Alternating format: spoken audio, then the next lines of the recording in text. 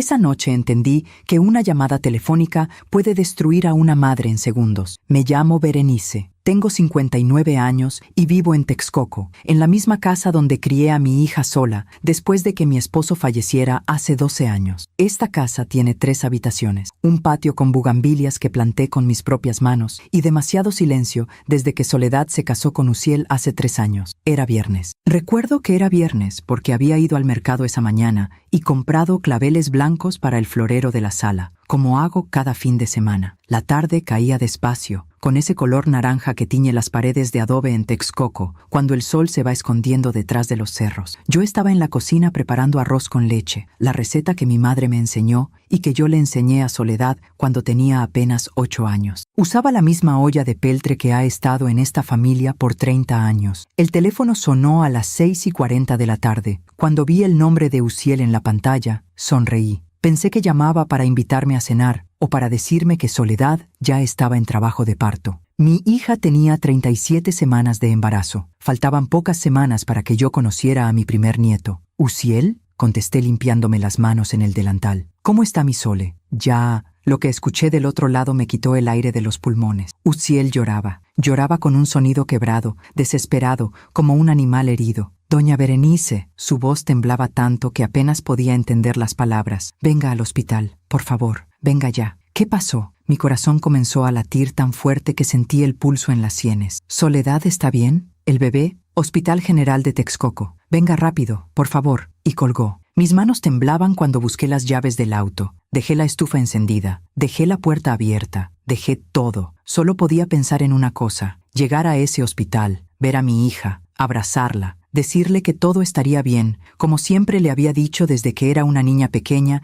que lloraba en mis brazos después de tener pesadillas. El trayecto desde mi casa hasta el hospital son apenas 15 minutos, pero esa noche parecieron horas. Cada semáforo en rojo era una eternidad. Cada auto que iba despacio delante de mí era un obstáculo insoportable. Yo rezaba en voz baja, repitiendo las mismas palabras una y otra vez. Que esté bien, que esté bien, que esté bien. Llegué al estacionamiento del hospital a las 7:05 de la noche. Dejé el auto mal estacionado, atravesado en 2 lugares, y corrí hacia la entrada de urgencias con el corazón a punto de estallar. Mis zapatos resonaban contra el piso de mosaico. El olor a desinfectante y a medicamentos me golpeó en la cara cuando empujé las puertas de vidrio. Uziel estaba en la sala de espera. Lo vi antes de que él me viera a mí. Estaba sentado en una de esas sillas de plástico color gris, con los codos apoyados en las rodillas y la cabeza entre las manos. Vestía una camisa blanca arrugada y pantalones oscuros. Cuando levanté la vista y me vio corriendo hacia él, se puso de pie. Nunca olvidaré la expresión de su rostro. Tenía los ojos rojos, hinchados, las mejillas mojadas, el cabello revuelto, como si se hubiera pasado las manos por la cabeza 1000 veces. Pero había algo más, algo en sus ojos que no logré identificar en ese momento, algo que parecía miedo. Uziel. Llegué hasta él jadeando. ¿Dónde está Soledad? ¿Qué pasó? ¿El bebé? Él me tomó de los hombros. Sus manos temblaban. Doña Berenice. Su voz se quebró otra vez. Su hija. Ella no resistió al parto. El mundo se detuvo. Esas palabras no tenían sentido. No podían ser reales. Soledad estaba bien. Yo había hablado con ella esa misma mañana por teléfono. Me había dicho que sentía contracciones leves, que el doctor le había dicho que era normal, que probablemente nacería en los próximos días. Ella estaba bien. Ella estaba... ¿Qué estás diciendo? Mi voz salió como un susurro. No, no puede ser. Hubo complicaciones. Uziel apartó la mirada. Perdió mucha sangre. Los doctores hicieron todo lo posible, pero... ¡Quiero verla!, grité sin importarme que las personas en la sala de espera voltearan a verme. ¡Llévame con mi hija ahora mismo!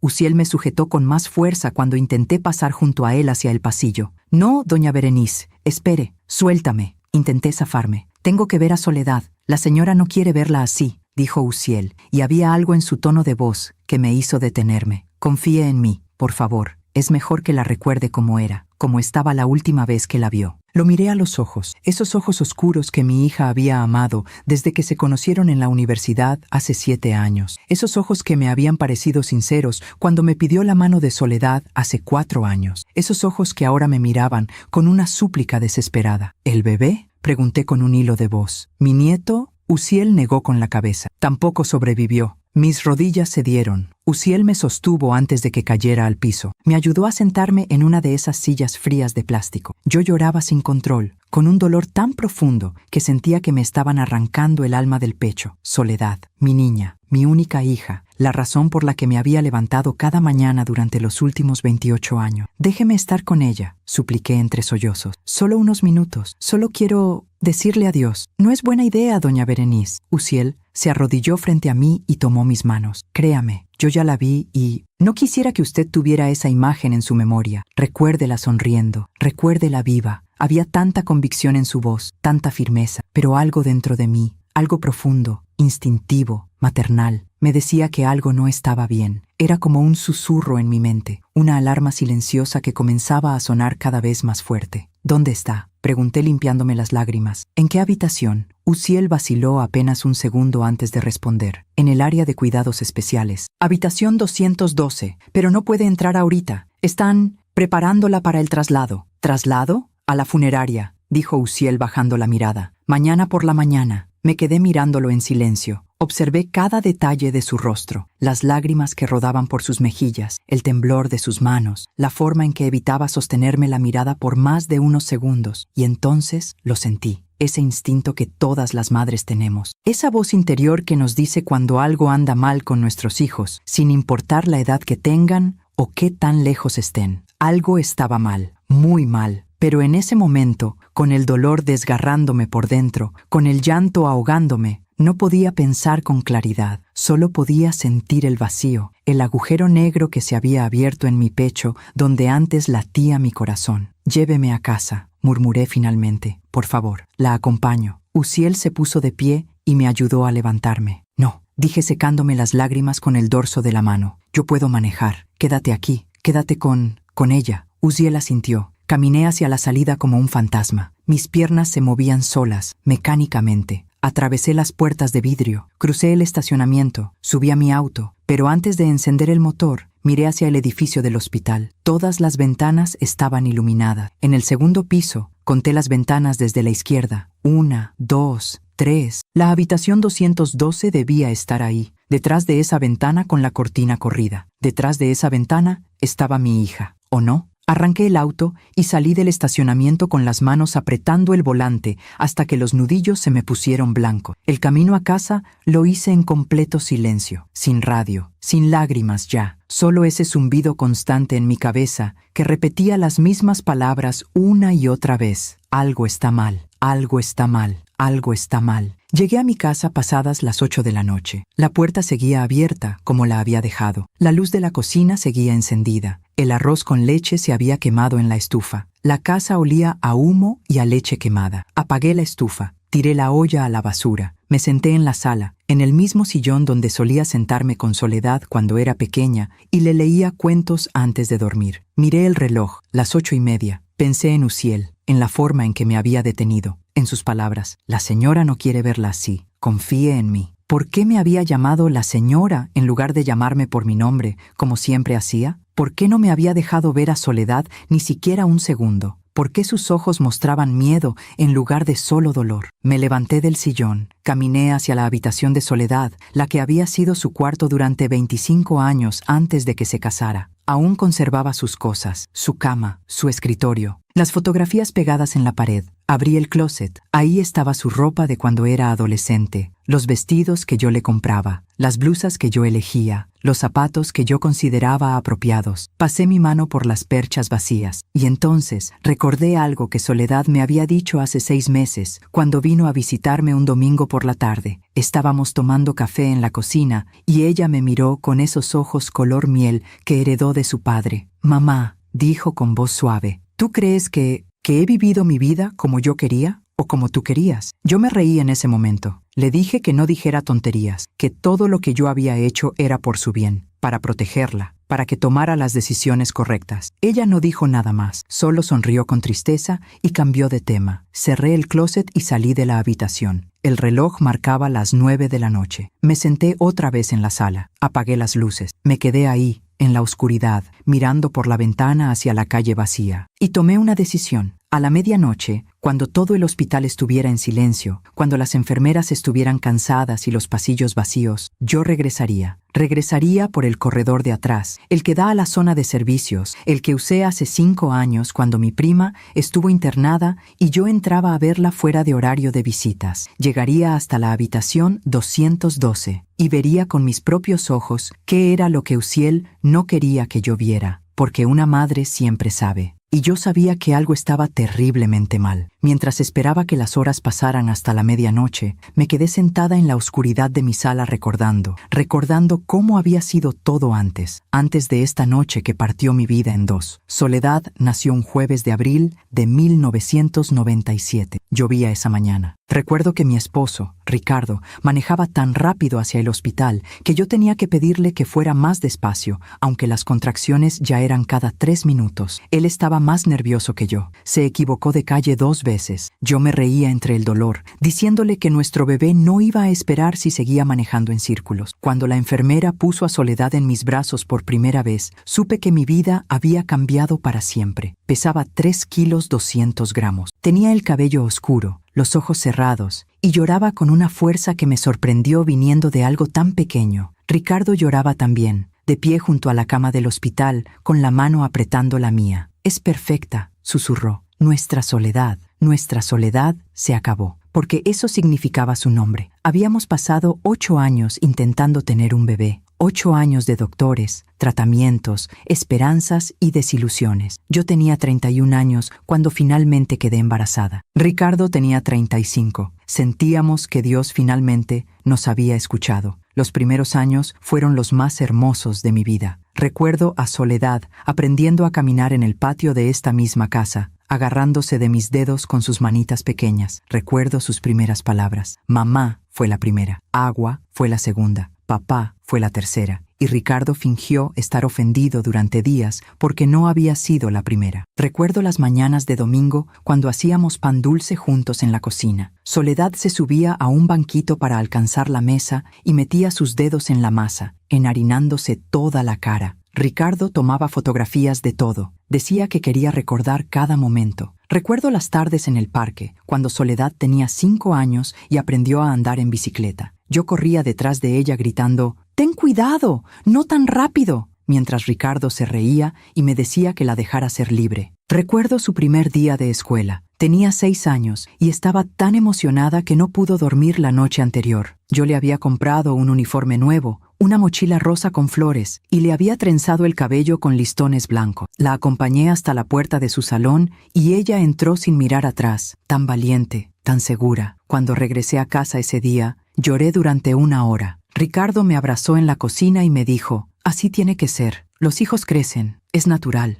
Pero yo no quería que creciera. Quería que se quedara pequeña para siempre. Quería protegerla de todo. Los años pasaron demasiado rápido. Soledad era una niña brillante. Sacaba las mejores calificaciones de su clase. Leía 3 libros por semana. Ganó el concurso de ortografía cuando tenía 9 años. Aprendió a tocar piano. Tomó clases de ballet. Yo me aseguraba de que tuviera todo lo necesario. La llevaba a todas sus actividades. Revisaba su tarea cada noche. Elegía su ropa para la escuela cada mañana. Le preparaba su lunch favorito. Sándwiches de jamón con queso, manzana en rebanadas, jugo de naranja. Ricardo a veces me decía, «Amor, déjala que elija su propia ropa. Ya tiene 10 años». Pero yo sabía mejor que nadie lo que era apropiado para mi hija. Sabía qué colores le quedaban bien. Sabía qué estilos eran adecuados para una niña de su edad. Cuando Soledad cumplió 12 años, quiso pintarse el cabello de rojo. Le dije que no, que era demasiado joven, que se vería mal, que la gente pensaría cosas incorrectas de ella. Lloró durante 2 días. Ricardo me dijo que la dejara hacer lo que quisiera con su propio cabello. «Es solo cabello», dijo. «Volverá a crecer». «No», respondí. «No voy a permitir que mi hija se vea como esas muchachas que andan en la calle sin ninguna supervisión». Ricardo suspiró, pero no discutió más. Soledad nunca se pintó el cabello. Cuando entró a la secundaria,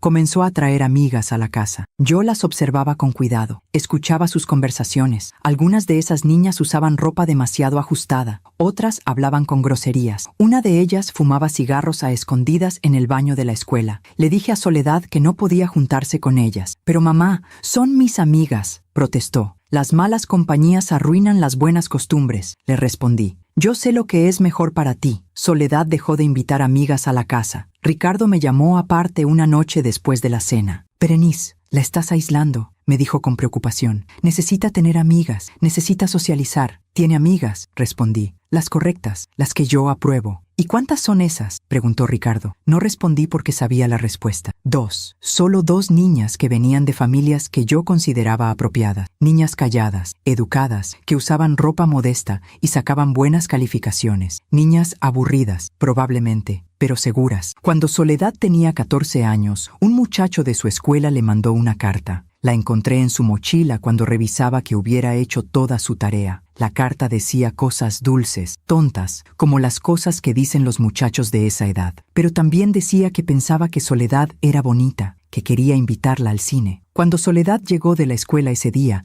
la estaba esperando en la sala con la carta en la mano. ¿Qué es esto?, le pregunté. Su rostro se puso pálido. Mamá, yo no le pedí que me escribiera. ¿Conoces a este muchacho? Es de mi salón. ¿Le has hablado? Solo en clase, cuando trabajamos en equipos. No quiero que le vuelvas a dirigir la palabra, dije con firmeza. Eres demasiado joven para estas tonterías. Tienes que concentrarte en tus estudios. Soledad apretó los puños. Mamá, solo me escribió una carta. Y eso es exactamente como empieza, respondí. Primero es una carta, luego son llamadas, luego quieren que salgas con ellos. Y antes de que te des cuenta, has arruinado tu vida entera. Tú no confías en mí, gritó Soledad con lágrimas en los ojos. Confío en ti, dije calmadamente. No confío en los muchachos. Esa noche, Ricardo me esperó en nuestra habitación. Le rompiste la carta delante de ella, dijo sin mirarme. La vi llorar en su cuarto durante horas. Hice lo que tenía que hacer, respondí mientras me ponía el camisón. Algún día me lo agradecerá. Ricardo se quedó callado durante un largo rato. Luego dijo, ¿tú te acuerdas de cuando nos conocimos? Tenías 17 años, yo 18. Tu mamá no quería que salieras conmigo. Eso es diferente, dije. Tú eras diferente. ¿Por qué?, preguntó Ricardo. Porque tu madre finalmente te dejó tomar tus propias decisiones. No respondí. Me acosté y apagué la luz. Ricardo no volvió a tocar el tema, pero esa noche, acostada en la oscuridad, pensé en mi madre, en cómo había sido estricta conmigo, en cómo me había prohibido hacer muchas cosas, en cómo yo había jurado que sería diferente con mis propios hijos, y sin embargo, ahí estaba, haciendo exactamente lo mismo. Pero yo tenía razones, buenas razones. El mundo era peligroso. Los muchachos solo querían una cosa. Las amigas incorrectas podían arruinar el futuro de una niña. Yo solo estaba protegiendo a Soledad de cometer los errores que otras cometían. ¿Eso estaba mal? Cuando Soledad cumplió 17 años, Ricardo murió. Fue un infarto masivo, en la oficina. Un miércoles por la tarde. Tenía 47 años. No hubo advertencias. No hubo tiempo de despedirse. Un momento estaba vivo, trabajando, haciendo planes para el fin de semana. Al siguiente momento, se había ido. Soledad y yo quedamos solas. El dolor fue insoportable. Durante meses, yo no podía ni levantarme de la cama. Soledad era quien me traía comida, quien se aseguraba de que tomara mis medicamentos para la depresión, quien pagaba las cuentas con el dinero del seguro de vida de Ricardo. Ella tenía 17 años y tuvo que convertirse en adulta de un día para otro. Cuando finalmente pude funcionar otra vez, cuando el dolor se convirtió en algo con lo que podía vivir en lugar de algo que me ahogaba, me di cuenta de algo aterrador. Soledad era todo lo que me quedaba. Era mi única familia, mi única razón para levantarme cada mañana. Si la perdía, a ella también. Así que me aferré más fuerte. Cuando Soledad me dijo que quería estudiar arquitectura en la universidad, le dije que contabilidad era una carrera más práctica, más segura, con más oportunidades de trabajo. Ella dijo que quería ser arquitecta desde que tenía 12 años, que soñaba con diseñar edificios hermosos. Yo le dije que los sueños no pagan las cuentas, que contabilidad le daría estabilidad, que podía confiar en mi experiencia. Soledad se inscribió en contabilidad. Cuando conoció a Uziel en su segundo año de universidad, yo inmediatamente desconfié. Era demasiado guapo, demasiado seguro de sí mismo. Venía de una familia con dinero. Estudiaba administración de empresas. Tenía planes de abrir su propia compañía. Los hombres como ese solo buscan una cosa, le dije a Soledad cuando me contó de él. No son serios, no son confiables. Mamá, ni siquiera lo conoces, protestó Soledad. Conozco su tipo, respondí. Pero Soledad no me hizo caso esta vez. Siguió viéndolo, a escondidas al principio, luego abiertamente, desafiándome. Cuando me lo presentó formalmente 6 meses después, tuve que admitir que Uziel era educado, respetuoso. Me llamaba Doña Berenice y traía flores cada vez que venía a la casa. Pero yo seguía sin confiar en él. Cuando me pidió la mano de Soledad 2 años después, yo puse condiciones. Quiero que vivan en Texcoco, dije, cerca de mí, para que yo pueda estar cerca de mi hija. Uziel aceptó. Compraron una casa a 15 minutos de la mía. Yo visitaba 3 o 4 veces por semana. Me aseguraba de que Soledad estuviera bien, de que Uziel la tratara correctamente, de que la casa estuviera limpia y ordenada. A veces, cuando llegaba sin avisar, notaba que Soledad parecía cansada, tensa. ¿Estás bien, mi amor?, le preguntaba. Sí, mamá, respondía siempre, solo cansada del trabajo. Soledad trabajaba en un despacho contable. No le gustaba. Yo lo sabía, aunque nunca lo dijera directamente, pero tenía un trabajo estable, con buen sueldo, con prestaciones. Eso era lo importante. Cuando me dijo que estaba embarazada hace 8 meses, lloré de felicidad. Voy a ser abuela, susurré abrazándola. Finalmente. Soledad sonrió, pero su sonrisa no llegó a sus ojos. Durante el embarazo, yo estaba con ella constantemente. La acompañaba a todas sus citas médicas, le compraba ropa de maternidad,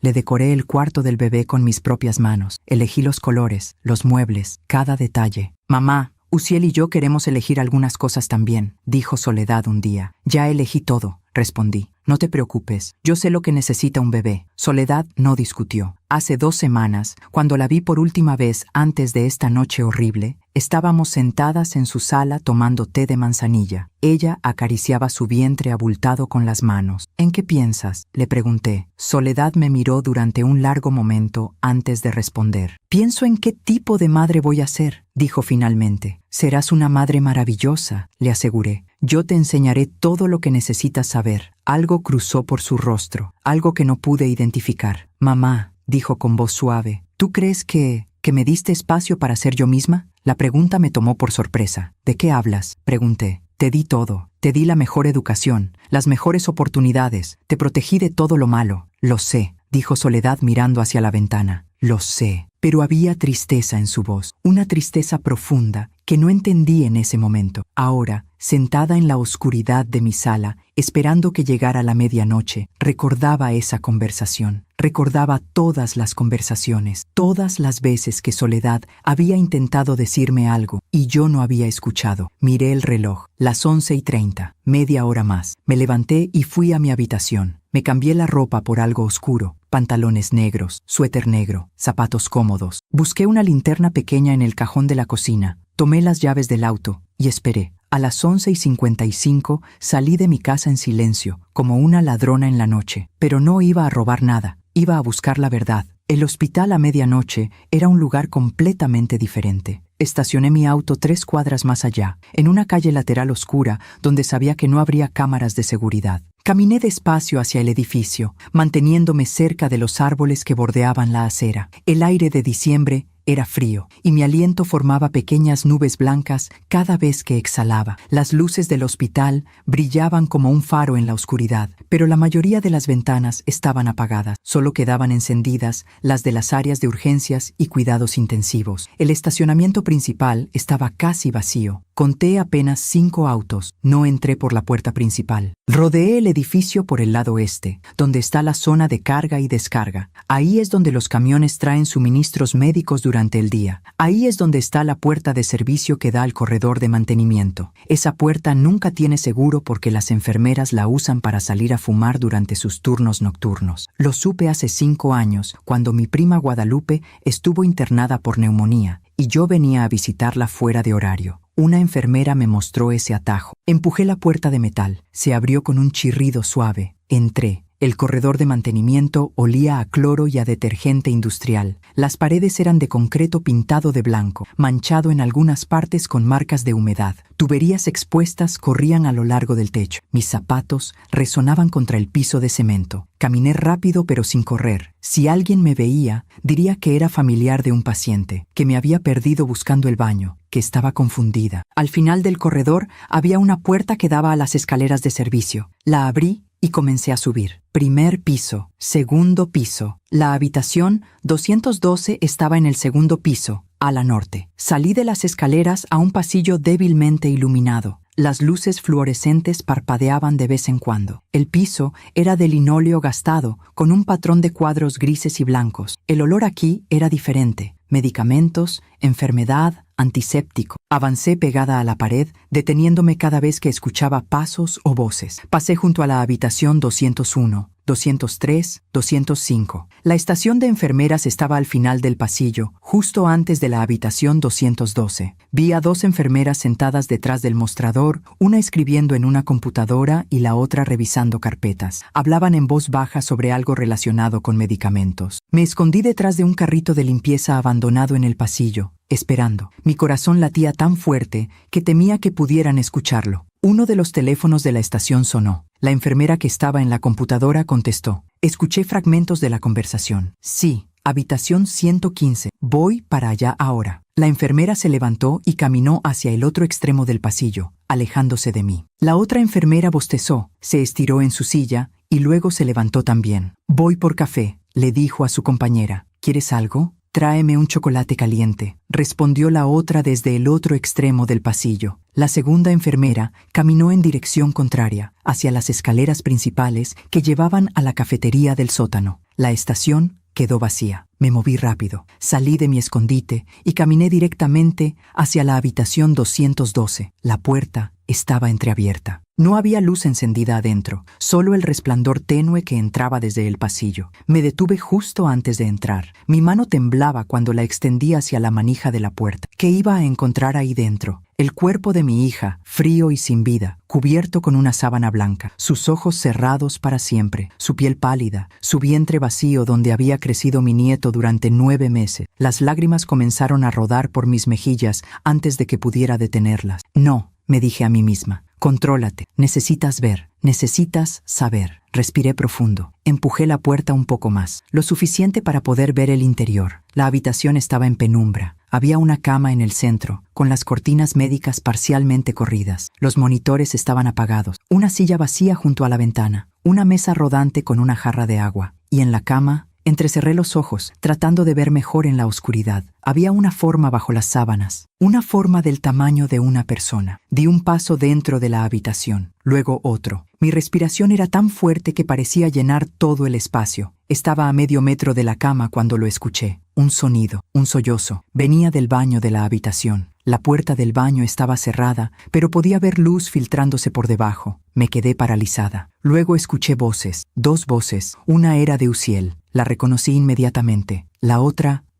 era de una mujer. Una mujer que sonaba exactamente como mi hija. Ya no aguanto más esto, decía la voz de mujer entre sollozos. No puedo seguir así. Solo un poco más, mi amor, respondía Uziel con voz suave. Solo hasta mañana. Después estaremos libres. ¿Y si viene? ¿Y si regresa y me encuentra aquí? No va a venir. Le dije que no entrara. Confía en mí. He aguantado 28 años ella controlando cada aspecto de mi vida, Uziel. Cada decisión, cada elección. Eligiendo mi carrera, mi ropa, mis amigos. No podía ni respirar sin que ella me dijera cómo hacerlo. Mi sangre se congeló. Esa era Soledad. Soledad estaba viva y hablando de mí. Lo sé, mi amor, decía Uziel. Por eso hicimos esto, para que pudiera ser libre. Pero mentirle así, decirle que morí, era la única forma. Tú misma lo dijiste. Si le decíamos la verdad, si le decíamos que queríamos irnos, que queríamos empezar de nuevo lejos de aquí, ella no nos habría dejado ir. Habría encontrado la forma de detenernos, de controlarte otra vez. Soledad lloraba con más fuerza ahora. Sé que tienes razón, lo sé, pero duele. Duele más de lo que pensé que dolería. Mañana temprano salimos hacia Guadalajara, dijo Uziel. Tengo todo listo. El departamento ya está rentado. Tengo la transferencia de mi trabajo aprobada. Nadie nos conoce allá. Podemos empezar de cero. Tú, yo y nuestro bebé. Nuestra propia familia. ¿Y mi madre? ¿Qué va a pasar con ella cuando descubra que mentimos? Hubo un silencio largo. Va a estar bien, dijo finalmente Uziel. Eventualmente. Va a dolerte. Va a enojarte. Pero va a estar bien. ¿Y tú? Tú finalmente podrás vivir tu propia vida. Yo estaba tan cerca de la puerta del baño que podía escuchar cada palabra con perfecta claridad. Cada palabra era como un cuchillo enterrándose en mi pecho. He aguantado 28 años ella, controlando cada aspecto de mi vida. ¿Eso pensaba Soledad de mí? ¿Que la había controlado? Yo solo quería protegerla. Quería asegurarme de que tomara las decisiones correctas, de que no cometiera errores que arruinaran su vida. Eso no era control, eso era amor, ¿o no? Me aparté de la puerta del baño con movimientos torpes, tropezando con mis propios pies. Mi espalda chocó contra la mesa rodante y la jarra de agua se tambaleó, produciendo un ruido metálico. Las voces dentro del baño se detuvieron de inmediato. ¿Qué fue eso?, preguntó Soledad con voz aterrada. «Quédate aquí», dijo Uziel. Escuché sus pasos acercándose a la puerta del baño. No pensé, solo actué. Salí corriendo de la habitación. Mis pies volaban sobre el linóleo del pasillo. Pasé junto a la estación de enfermeras vacía. Giré en la esquina. Empujé la puerta de las escaleras de servicio tan fuerte que golpeó contra la pared con un estruendo. Bajé las escaleras de 2 en 2, agarrándome del barandal para no caer. Primer piso, corredor de mantenimiento, puerta de servicio. Salí al aire helado de la noche jadeando, con el corazón a punto de estallar. Seguí corriendo hasta que llegué a mi auto. Me encerré adentro con las puertas con seguro. Me agarré del volante con ambas manos y lloré. Lloré como no había llorado desde que Ricardo murió. Pero estas lágrimas eran diferentes. Ricardo había muerto por causas naturales, un infarto, algo que nadie pudo prevenir o controlar. Esto era diferente. Soledad había elegido hacerme esto. Había planeado fingir su propia muerte. Había planeado romperme el corazón. Había planeado desaparecer de mi vida para siempre. Y la razón era yo. He aguantado 28 años ella, controlando cada aspecto de mi vida. Me quedé sentada en mi auto durante no sé cuánto tiempo. Podría haber sido 1 hora. Podrían haber sido 3. El tiempo había perdido todo significado. Cuando finalmente pude respirar sin que me doliera el pecho, cuando las lágrimas finalmente se secaron, encendí el motor y manejé a casa. El reloj del tablero marcaba las 2:37 de la madrugada. Conduje en automático, sin pensar realmente en el camino. Mi mente era un torbellino de pensamientos, recuerdos, revelaciones. Recordé cada vez que había elegido la ropa de Soledad cuando era niña. Es por tu bien. Este color te queda mejor. Recordé cada vez que había rechazado a sus amigas. Esas niñas no son buena influencia. Recordé cuando le prohibí pintarse el cabello. No voy a permitir que mi hija se vea como esas muchachas. Recordé cuando encontré la carta de ese muchacho y la rompí delante de ella. Eres demasiado joven para estas tonterías. Recordé cuando le dije que estudiara contabilidad en lugar de arquitectura. Los sueños no pagan las cuentas. Recordé las 3 o 4 visitas por semana a su casa después de que se casó. Solo quiero asegurarme de que estés bien. Recordé cómo decoré el cuarto de su bebé sin preguntarle qué quería ella. Ya elegí todo. Yo sé lo que necesita un bebé. Cada recuerdo era como una pieza de un rompecabezas que finalmente comenzaba a formar una imagen clara. Una imagen que no me gustaba, una imagen de una madre que había amado tanto a su hija que la había sofocado. Una madre que había tenido tanto miedo de perderla que la había encerrado en una jaula de oro. Una madre que había llamado protección a lo que en realidad era control. Llegué a mi casa justo cuando el cielo comenzaba a aclararse con los primeros tonos del amanecer. Sábado por la mañana. Apenas habían pasado 8 horas desde que Uziel me había llamado para decirme que Soledad había muerto. 8 horas que habían cambiado todo. Entré a mi casa y cerré la puerta detrás de mí. No encendí las luces. Caminé a oscuras hasta la sala y me senté en el mismo sillón donde me había sentado la noche anterior. Pero ahora todo era diferente. Ahora sabía la verdad. Soledad estaba viva. Mi nieto estaba vivo. Iban a irse a Guadalajara. Iban a desaparecer. Iban a construir una nueva vida donde yo no pudiera encontrarlos, donde yo no pudiera controlarlos. Podía llamar a la policía. Podía ir al hospital ahora mismo y confrontarlos. Podía gritar y llorar y exigir explicaciones. Podía obligarlos a quedarse. Pero si hacía eso, ¿sería diferente de todo lo que había hecho antes? ¿Seguiría controlando la vida de Soledad, incluso ahora, sabiendo el dolor que le había causado durante 28 años? Me levanté del sillón y caminé hacia el cuarto de Soledad. Abrí el closet. Toda esa ropa que yo había elegido para ella. Vestidos que yo consideraba apropiados. Colores que yo pensaba que le quedaban bien. Estilos que yo aprobaba. Pasé mi mano por las perchas. ¿Cuántas veces Soledad había querido usar algo diferente y yo le había dicho que no? ¿Cuántas veces había querido ser ella misma y yo la había obligado a hacer lo que yo quería que fuera? Cerré el closet y me senté en su cama. Esta habitación era exactamente como la había dejado cuando se casó hace 3 años. Su escritorio, sus libros, las fotografías en la pared. Pero mirándola ahora, me di cuenta de algo. No había nada de Soledad aquí. No había dibujos arquitectónicos, aunque desde niña le había gustado dibujar edificios. No había fotografías con sus amigas de la universidad, esas que nunca me presentó porque sabía que yo no las aprobaría. No había nada que mostrara quién era ella realmente. Solo había lo que yo había permitido que fuera. Me quedé sentada ahí mientras el sol salía completamente, llenando la habitación con luz dorada. Y por primera vez en 28 años, realmente vi a mi hija. No a la hija que yo había creado en mi mente, no a la hija perfecta y obediente que yo había moldeado, sino a la mujer real que había estado atrapada todo este tiempo, esperando ser libre, una mujer que había tenido que fingir su propia muerte para escapar de mí. El dolor de esa realización fue peor que cualquier cosa que hubiera sentido antes, peor que cuando Ricardo murió, porque Ricardo murió por algo fuera de mi control. Pero esto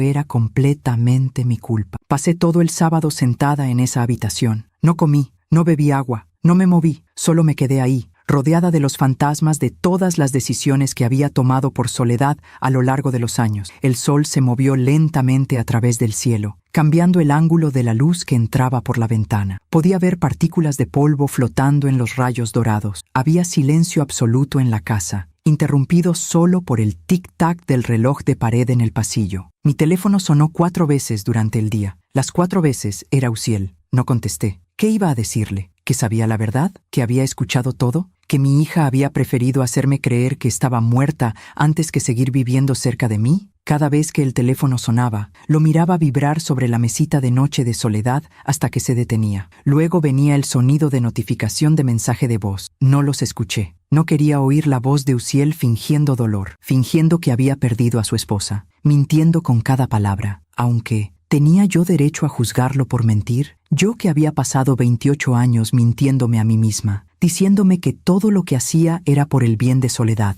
que mis decisiones eran las correctas, que mi amor justificaba mi control. Cuando el sol comenzó a ponerse, finalmente me levanté de la cama. Mis piernas estaban entumecidas por haber estado sentada en la misma posición durante horas. Caminé con dificultad hacia la cocina, sosteniéndome de las paredes. Abrí el refrigerador. La luz me lastimó los ojos. Adentro había comida que había preparado días atrás. Un guiso de pollo, frijoles refritos, tortillas envueltas en una servilleta de tela. Cerré el refrigerador sin sacar nada. No tenía hambre. No sabía si volvería a tener hambre alguna vez. Llené un vaso con agua del grifo y lo bebí de pie junto al fregadero, mirando por la ventana hacia el patio trasero. Las bugambilias que había plantado cuando Soledad era pequeña crecían salvajes contra la pared de adobe. Necesitaban poda. Las había descuidado durante meses. Había descuidado muchas cosas mientras me concentraba obsesivamente en la vida de mi hija. Dejé el vaso en el fregadero y caminé hacia la sala. Me senté en el sillón. Tomé el control remoto. Encendí la televisión. Las noticias de la noche mostraban el pronóstico del tiempo. Temperaturas más frías para la próxima semana. Posibilidad de lluvia. El reportero hablaba con entusiasmo sobre las decoraciones navideñas en el centro de Texcoco. Navidad. En menos de una semana sería Navidad. El año pasado, Soledad y Uziel habían venido a cenar a mi casa en Nochebuena. Yo había preparado todo el menú yo sola. Rechacé la oferta de Soledad de traer algún platillo. No te preocupes, mi amor. Yo me encargo de todo. Tú solo ven y disfruta. Recuerdo que Soledad apenas había probado la comida. Dijo que tenía náuseas por el embarazo temprano, aunque solo tenía 6 semanas y las náuseas típicamente comenzaban más tarde. Ahora me preguntaba si realmente había sido náusea del embarazo, o si había sido la náusea de tener que sentarse en mi mesa, en mi casa, bajo mi control. Una vez más, apagué la televisión. El silencio regresó, pesado y sofocante. Mi teléfono sonó otra vez. Esta vez no era Uziel. Era un número que no reconocí. Contesté sin pensar. «¿Doña Berenice?» Era una voz de mujer, profesional. «Habla la enfermera Martínez del Hospital General de Texcoco». Mi corazón comenzó a latir más rápido. «Sí», respondí con voz tensa. «Lamento molestarla a esta hora. Su yerno, el señor Uziel, nos dio su número como contacto de emergencia. Necesitamos que venga al hospital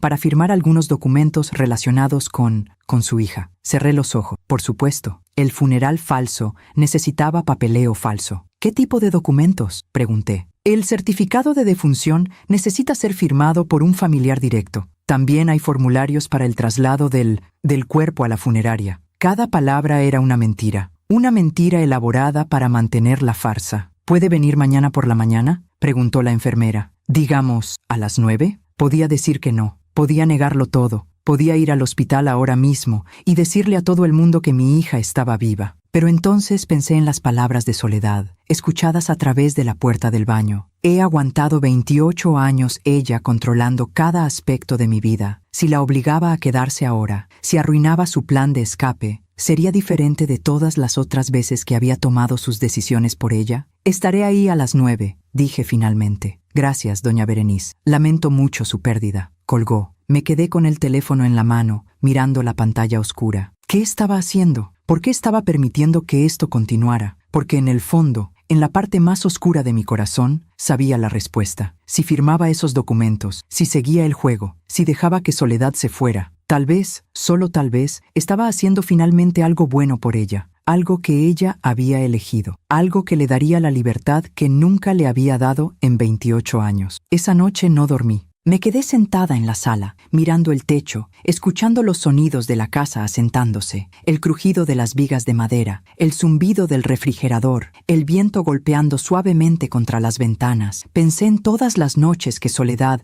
había pasado en esta casa cuando era niña, cuando era adolescente, cuando era una joven mujer que soñaba con ser arquitecta. ¿Cuántas de esas noches se había quedado despierta deseando estar en cualquier otro lugar? ¿Cuántas veces había mirado por la ventana de su habitación soñando con escapar? A las 6 de la mañana del domingo me levanté y me preparé para ir al hospital. Me duché. Me vestí con ropa oscura, apropiada para una madre que acababa de perder a su hija. Pantalones negros, blusa gris oscura, un suéter de lana. Me miré en el espejo del baño. La mujer que me devolvía la mirada tenía 59 años, pero parecía mucho mayor. Tenía ojeras profundas, arrugas alrededor de los ojos que no había notado antes, canas en el cabello que había estado posponiendo teñir. ¿Cuándo me había vuelto tan vieja? Aparté la mirada del espejo. No desayuné. Solo tomé café negro, de pie en la cocina, mirando el reloj de la pared avanzar lentamente hacia las 8:30. A las 8:45 salí de mi casa. El trayecto al hospital lo hice en silencio. Las calles estaban tranquilas. Domingo por la mañana. La mayoría de la gente aún dormía o se preparaba para ir a misa. Yo solía ir a misa todos los domingos. Llevaba a Soledad conmigo desde que era bebé. Ella se sentaba a mi lado, quieta y callada, con sus manos dobladas en el regazo. La niña perfecta, la hija obediente, la mujer atrapada. Llegué al hospital a las 9:05. Estacioné en el mismo lugar donde había estacionado el viernes por la noche, cuando Uziel me llamó por primera vez. Parecía que habían pasado años desde entonces, no solo 2 días. Entré por la puerta principal esta vez. Ningún corredor de mantenimiento, ningún subterfugio. La recepcionista me reconoció inmediatamente. Doña Berenice, dijo con voz suave y compasiva, lo lamento tanto. La enfermera Martínez la está esperando. 3er piso. Oficina administrativa. Asentí sin hablar. Tomé el elevador. Las puertas se cerraron y comenzó a subir con un zumbido mecánico. Yo me quedé mirando los números iluminados sobre la puerta. 1, 2, 3. Las puertas se abrieron. El 3er piso era completamente diferente del segundo. Aquí no había olor a medicamentos o enfermedad. Era más como una oficina normal. Pisos de baldosa, paredes pintadas de color beige, plantas en macetas junto a las ventanas. Una mujer de unos 40 años, vestida con uniforme de enfermera, se acercó a mí. ¿Doña Berenice? Sí, soy la enfermera Martínez. Gracias por venir. Sé que esto debe ser muy difícil para usted.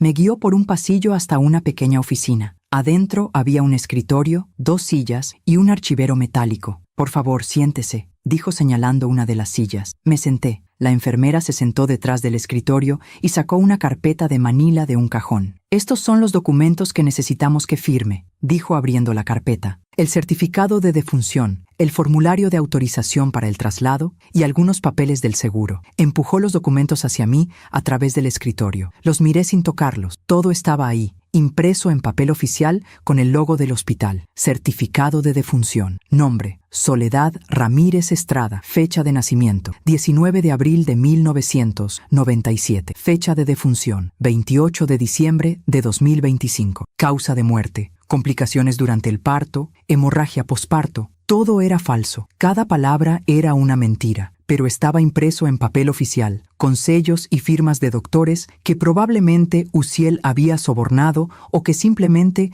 no habían verificado los hechos. ¿Necesita un momento?, preguntó la enfermera con voz amable. No, dije, estoy bien. Tomé la pluma que me ofrecía. Mi mano temblaba cuando la acerqué al papel. Una firma. Eso era todo lo que necesitaba. Una firma y Soledad sería oficialmente muerta. Una firma y sería libre. Libre de mí. Libre de 28 años de control. Libre de vivir la vida que siempre había querido vivir. Presioné la punta de la pluma contra el papel y firmé. Berenice Estrada, viuda de Ramírez. Mi nombre se veía extraño en ese contexto. Al lado de las palabras madre de la fallecida. Firmé el segundo documento. El tercero, el cuarto. Cada firma era más fácil que la anterior. Cuando terminé, empujé los documentos de regreso hacia la enfermera. Listo, dije. La enfermera los revisó rápidamente, asegurándose de que todas las firmas estuvieran en su lugar. Perfecto, dijo. La funeraria recogerá el cuerpo esta tarde. ¿Ya tiene arreglado el servicio? El cuerpo, como si Soledad realmente estuviera muerta, como si hubiera un cuerpo que recoger. Sí, mentí. Ya está todo arreglado. Muy bien. La enfermera cerró la carpeta. Una vez más, lamento mucho su pérdida. Si necesita hablar con alguien, con un consejero o un sacerdote, el hospital ofrece servicios de apoyo para familias en duelo. Apoyo para familias en duelo. ¿Cómo podía estar en duelo por alguien que sabía que estaba viva? Y sin embargo, estaba en duelo, no por la muerte de Soledad, sino por la muerte de nuestra relación, por la muerte de la imagen que había tenido de mí misma como buena madre, por la muerte de 28 años de ilusiones. Gracias, dije levantándome. No será necesario. Salí de la oficina. Caminé por el pasillo hacia los elevadores. Presioné el botón para bajar. Las puertas se abrieron y entré. Justo antes de que las puertas se cerraran, vi a alguien al final del pasillo. Uziel me vio. Nuestros ojos se encontraron por una fracción de segundo. Él se veía cansado, culpable, asustado, pero no dijo nada, y yo tampoco. Las puertas del elevador se cerraron. Bajé en silencio. Salí del hospital por la puerta principal. Caminé hacia mi auto bajo el sol brillante de la mañana de domingo, y mientras manejaba de regreso a mi casa, me di cuenta de algo. Acababa de firmar el certificado de defunción de mi hija. Acababa de ayudar a Soledad a desaparecer de mi vida para siempre. Y lo más extraño de todo era que, por primera vez en 28 años, sentía que finalmente había hecho algo que ella realmente quería, algo que ella había elegido, no yo. A veces confiamos demasiado en que sabemos lo que es mejor para las personas que amamos. ¿Tú también has tenido que aprender a soltar? Cuéntame tu historia en los comentarios. Quiero leerte. Llegué a casa cerca del mediodía. El silencio me recibió como siempre, pero esta vez era diferente. Ya no era el silencio cómodo de una casa habitada por una sola persona. Era el silencio de una tumba, de un espacio vacío donde alguna vez hubo vida. Dejé las llaves en la mesita junto a la puerta y caminé directamente hacia la cocina. Necesitaba hacer algo con mis manos, algo normal, algo que me hiciera sentir que aún tenía control sobre algún aspecto de mi vida.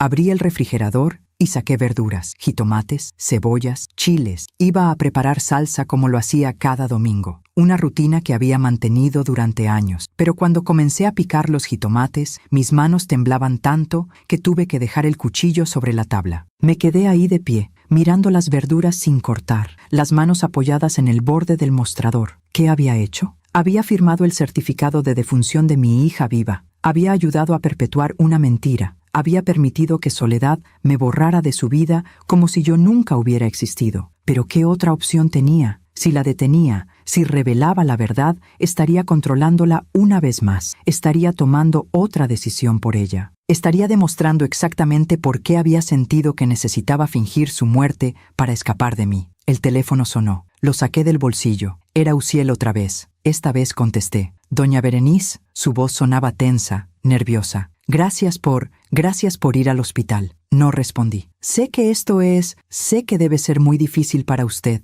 continuó. Yo solo quería decirle que el servicio funeral será mañana, lunes por la tarde, en la funeraria San José, a las 3 de la tarde. Un funeral falso para una muerte falsa. ¿Habrá velorio? Pregunté con voz plana. Uziel vaciló. No, decidí que sería mejor, que sería menos doloroso hacer solo un servicio breve, sin velorio, sin ataúd abierto, por supuesto, porque no había cuerpo que velar. ¿Y después? Pregunté. ¿Cremación? Sí, respondió Uziel rápidamente. Cremación. Y yo guardaré las cenizas que nunca existirían. Entiendo, dije. Hubo un silencio largo e incómodo. Doña Berenice, dijo finalmente Uziel con voz quebrada. Yo siento mucho todo esto. Sé que no hay palabras que puedan... No, lo interrumpí. No las hay, colgué. Me quedé con el teléfono en la mano durante varios minutos, mirando la pantalla. Luego hice algo que no había hecho en años. Abrí el cajón inferior del mueble de la sala, donde guardaba álbumes de fotografías viejas. Había 3 álbumes gruesos, con tapas de cuero desgastadas. Saqué el primero y lo llevé al sillón. Lo abrí sobre mi regazo. Las primeras páginas mostraban fotografías de mi boda con Ricardo. Yo tenía 22 años, él 26. Los dos sonreíamos con esa alegría ingenua de quien cree que la vida siempre será fácil. Pasé las páginas lentamente. Nuestra luna de miel en Veracruz. Ricardo con los pies en la arena. Yo con un vestido blanco de algodón. Los dos tomados de la mano frente al mar. La casa que compramos en Texcoco. Pequeña, modesta, pero nuestra. Ricardo pintando las paredes. Yo plantando las bugambilias en el patio. Los años de intentar tener un bebé. No había fotografías de eso, por supuesto, pero recordaba cada cita médica, cada tratamiento, cada prueba de embarazo negativa, cada mes de esperanza seguido de decepción. Luego, finalmente, la fotografía de la prueba positiva. Ricardo la había tomado. Solo era una imagen borrosa de 2 líneas rosadas en un pequeño dispositivo de plástico, pero la había guardado en el álbum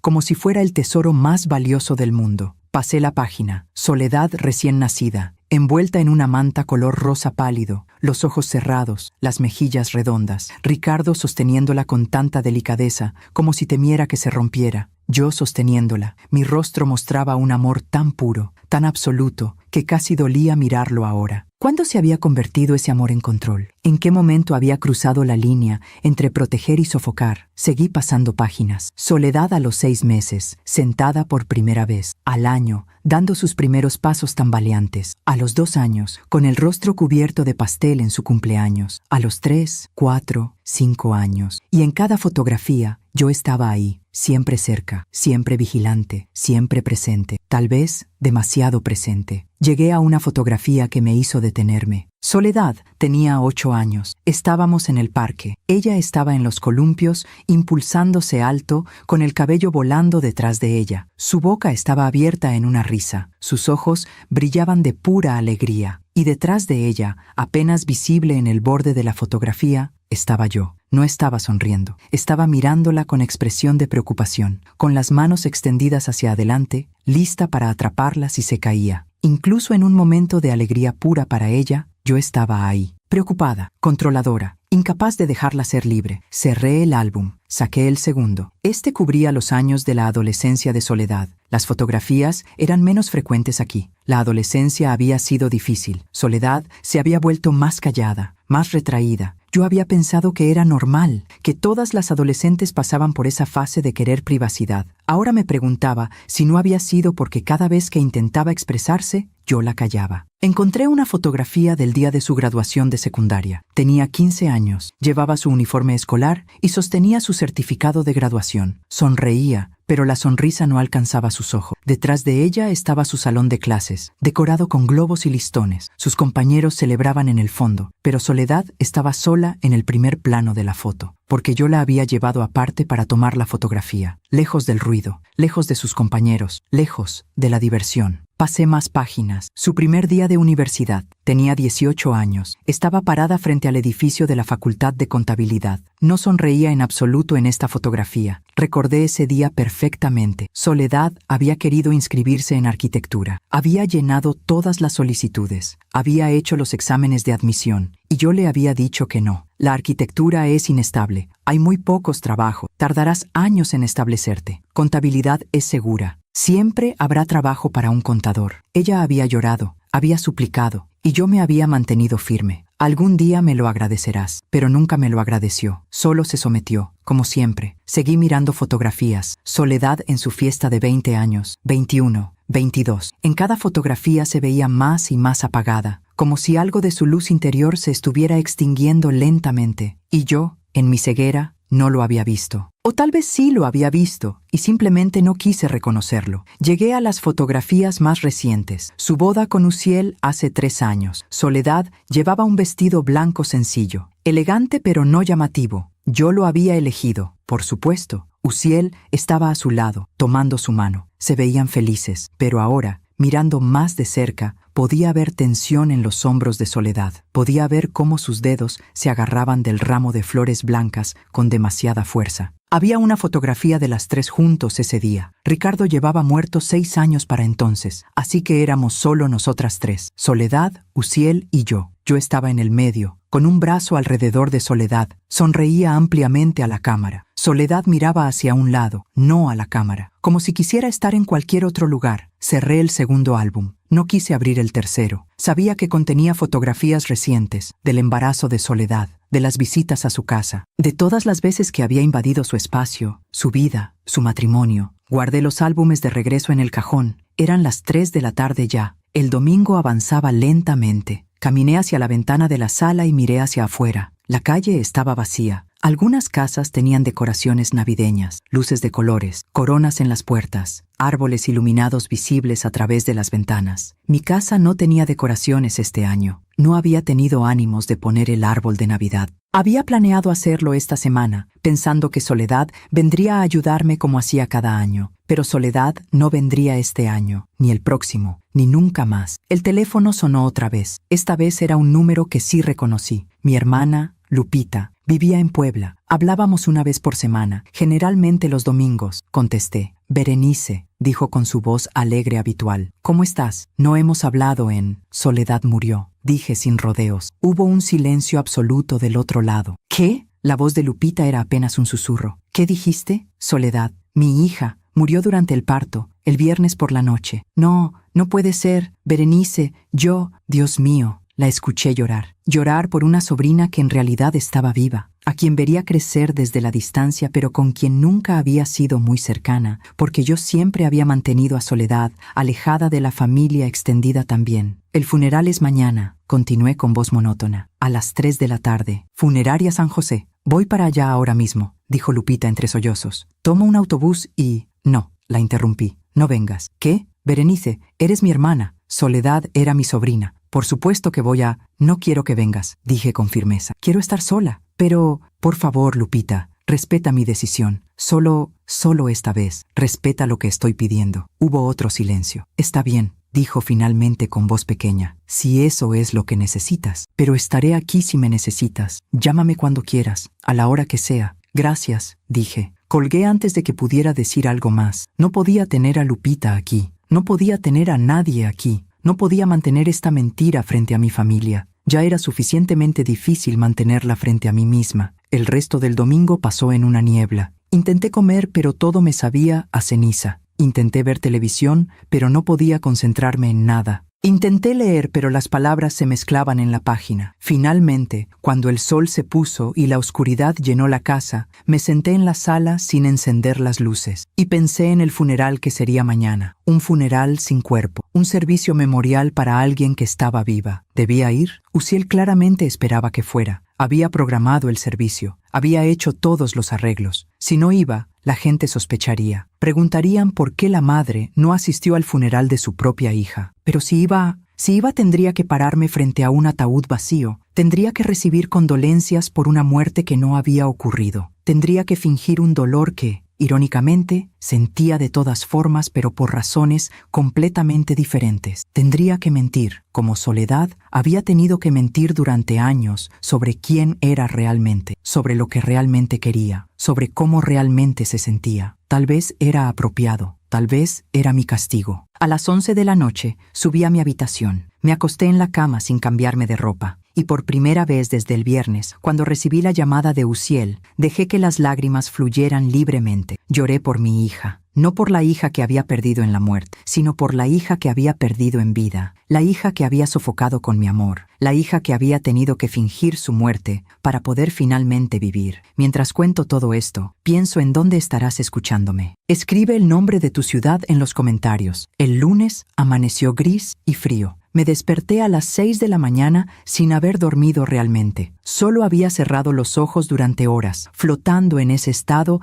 entre la vigilia y el sueño donde los pensamientos se vuelven pesadillas y las pesadillas se sienten reales. Me levanté de la cama y me quedé junto a la ventana, mirando el cielo plomizo. Parecía que iba a llover. El aire tenía esa humedad pesada que precede a la tormenta. Un funeral bajo la lluvia para una hija que no estaba muerta. Qué perfectamente simbólico. Me preparé lentamente para el día. Me duché con agua casi fría. queriendo sentir algo, cualquier cosa que no fuera este vacío que me consumía por dentro. Me vestí completamente de negro, pantalones negros, blusa negra, un saco negro de lana que no me había puesto desde el funeral de Ricardo hace 12 años. Me miré en el espejo del baño mientras me cepillaba el cabello. Las canas habían tomado control casi completo de mi cabeza. Mi rostro estaba demacrado. Tenía profundas ojeras violetas bajo los ojos. Me veía exactamente como lo que se suponía que era, una madre que acababa de perder a su única hija, excepto que la verdad era mucho más complicada que eso. Bajé a la cocina y preparé café. El aroma llenó la casa, trayendo recuerdos de todas las mañanas que Soledad había pasado aquí. De niña, sentada a la mesa de la cocina mientras yo le preparaba el desayuno antes de la escuela. De adolescente, tomando su café con demasiada azúcar mientras revisaba sus apuntes antes de un examen. De adulta, visitándome los domingos, bebiendo café conmigo mientras yo le contaba sobre mi semana. Siempre tomábamos café juntas. Ahora tomaba café sola. Y siempre estaría sola de ahora en adelante. El reloj de la cocina marcaba las 7:30. El funeral era a las 3 de la tarde. Aún faltaban 7 horas y media. 7 horas y media para decidir si realmente iba a ir. 7 horas y media para decidir si iba a seguir perpetuando esta mentira. Tomé mi café de pie junto a la ventana, mirando el patio trasero. Las bugambilias se movían con el viento. Las nubes se hacían más oscuras. La primera gota de lluvia golpeó el cristal de la ventana. Luego otra y otra. En minutos, la lluvia caía con fuerza, golpeando el techo de lámina con un ruido constante y atronador. Me quedé ahí parada durante 1 hora, solo mirando la lluvia, perdida en pensamientos que giraban en círculos sin llegar a ninguna conclusión. A las 9 de la mañana, el teléfono sonó. Era un número local que no reconocí. Contesté con cautela. «¿Doña Berenice Estrada?», preguntó una voz masculina profesional. «Sí, habla el director de la funeraria San José. Lamento molestarla en este momento tan difícil. Solo quería confirmar que el servicio de su hija sigue programado para las 3 de la tarde. El servicio de mi hija, el funeral falso». «Sí», respondí, «a las 3. Perfecto. El señor Uciel ya hizo todos los arreglos. Tenemos preparada la sala principal. ¿Espera muchos asistentes?» ¿Asistentes? No había pensado en eso. Soledad no tenía muchos amigos. Yo me había asegurado de eso a lo largo de los años. Había alejado a las personas que intentaban acercarse a ella. Había criticado a cualquiera que no cumpliera con mis estándares imposibles. «No muchos», dije. «Será algo íntimo». «Entiendo. Hemos preparado un arreglo floral sencillo pero elegante. Rosas blancas y lirios. Esperamos que sea de su agrado. Rosas blancas y lirios. Flores para un ataúd vacío. Estoy segura de que estará bien», dije con voz monótona. «Si necesita algo más, no dude en llamarnos. Estaremos aquí para apoyarla en todo». Colgó. Me quedé con el teléfono en la mano, mirando la pantalla. Todo estaba en movimiento ya. El funeral falso estaba planeado. Las flores estaban ordenadas. La sala estaba preparada. Todo lo que faltaba era que yo apareciera y fingiera. Fingiera dolor por una muerte que no había ocurrido. Fingiera no saber que mi hija estaba viva en algún lugar, probablemente empacando sus cosas para irse a Guadalajara. Fingiera ser la madre destrozada en lugar de la madre que había causado todo esto. A las 11 de la mañana decidí que necesitaba salir de la casa. Las paredes se sentían como si se estuvieran cerrando sobre mí. El silencio era ensordecedor. Me puse un abrigo y tomé un paraguas. La lluvia había disminuido a una llovizna constante. Salí y caminé sin rumbo por las calles de Texcoco. Pasé junto a la escuela primaria donde Soledad había estudiado, el edificio de 2 pisos con paredes pintadas de amarillo y verde. Recordaba haberla llevado ahí cada mañana durante 6 años, tomándola de la mano, asegurándome de que llevara todo lo necesario, revisando que su uniforme estuviera impecable. Nunca la dejé ir caminando sola, ni siquiera cuando vivíamos a solo 3 cuadras de distancia. Es peligroso, podría pasar cualquier cosa, pero la verdad era que no confiaba en que pudiera cuidarse sola. No confiaba en que tomara las decisiones correctas sin mi supervisión. Seguí caminando. Pasé junto al parque donde solíamos ir los fines de semana. Los columpios estaban vacíos, meciéndose suavemente con el viento. Recordé todas las tardes que había pasado ahí con Soledad cuando era pequeña. Pero también recordé cómo, cuando tenía 8 o 9 años, había empezado a pedirme que la dejara ir al parque con sus amigas. ¿Sin mí? No. Quiero pasar tiempo contigo. Somos tú y yo. Ahora me daba cuenta de que no era que quisiera pasar tiempo con ella. Era que no quería que pasara tiempo sin mí. No quería que tuviera experiencias que yo no pudiera controlar, momentos que yo no pudiera supervisar. La había aislado y lo había llamado amor. Llegué al mercado municipal. Incluso un lunes lluvioso estaba lleno de actividad. vendedores gritando sus ofertas, gente comprando verduras, frutas, carne, el olor a tortillas recién hechas mezclándose con el de flores y especias. Me detuve frente al puesto de flores. La señora que lo atendía me reconoció. Yo compraba flores aquí cada semana. Doña Berenice, dijo con una sonrisa que se desvaneció cuando vio mi expresión. ¿Está bien? Se ve... Necesito flores para un funeral, dije interrumpiéndola. Su rostro se llenó de compasión inmediata. Ay, lo siento tanto. ¿Alguien cercano? Mi hija. La mujer se llevó una mano a la boca, con los ojos llenos de lágrimas instantáneas. No, su hija Soledad, la que estaba embarazada, murió durante el parto. Dije con la voz que había practicado decir sin emoción. El viernes por la noche. Dios mío, Dios mío. La mujer salió de detrás del puesto y me abrazó. No tengo palabras. No puedo imaginar. Me quedé rígida en su abrazo. No podía corresponderle. No podía aceptar su consuelo basado en una mentira. Me aparté suavemente. Necesito un ramo, dije. Algo sencillo. La mujer asintió, limpiándose las lágrimas. Por supuesto, le prepararé algo hermoso, sin costo. Por favor, permítame hacer esto por usted. Comenzó a seleccionar flores con manos temblorosas, claveles blancos, margaritas, rosas pequeñas color crema. Mientras la veía trabajar, me di cuenta de algo. Esta mujer, a quien apenas conocía más allá de comprarle flores cada semana, mostraba más emoción genuina por la supuesta muerte de Soledad que yo, porque ella creía que Soledad estaba muerta, y yo sabía que estaba viva, pero el dolor que sentía era igual de real, solo que era un dolor diferente. Aquí tiene, dijo la mujer entregándome un ramo hermoso envuelto en papel blanco. Las flores más frescas que tengo, para su niña, su niña. Soledad tenía 28 años, estaba casada, iba a ser madre, pero para mí siempre había sido mi niña a quien había que proteger, a quien había que guiar, a quien había que controlar. Gracias, susurré tomando el ramo. Salí del mercado con las flores en brazos, caminando bajo la llovizna. Eran las 12:30, 2 horas y media para el funeral. Regresé a casa empapada, con el cabello pegado a la cara y los zapatos haciendo ruido a cada paso. Dejé las flores en la mesa de la cocina y me cambié de ropa. Me puse el mismo traje negro que había elegido esa mañana. Me senté en la sala y esperé. El reloj avanzaba con una lentitud dolorosa. 1 de la tarde, 1:30, 2. A las 2:15 me levanté. Tomé las flores, tomé mis llaves, tomé mi bolso y salí hacia la funeraria San José. El trayecto duró 15 minutos. La lluvia había parado, pero el cielo seguía gris y amenazante. Las calles estaban mojadas, reflejando las luces de los semáforos como manchas de color en el asfalto negro. Llegué a la funeraria a las 2:40. El edificio era de un solo piso, pintado de blanco con detalles en gris. Había un jardín pequeño en el frente, con un camino de piedra que llevaba a la entrada principal. Árboles de ciprés bordeaban el camino. Estacioné en el pequeño estacionamiento lateral. Había solo 3 autos más. Uno de ellos era el auto de Uziel. Me quedé sentada en mi auto durante 5 minutos, mirando la entrada de la funeraria. Podía ver movimiento a través de las ventanas. Sombras de personas moviéndose adentro. Respiré profundo y entré. El interior era exactamente como recordaba de cuando velamos a Ricardo. Paredes color beige claro, piso de mármol pulido, iluminación tenue y cálida, música suave de órgano sonando desde altavoces ocultos. Un hombre mayor con traje negro se acercó inmediatamente. «Doña Berenice», dijo con voz suave y profesional. «La estábamos esperando. Soy el director. Lamento mucho su pérdida». Asentí sin hablar. «La sala principal está por aquí». Me guió por un pasillo corto. Al final del pasillo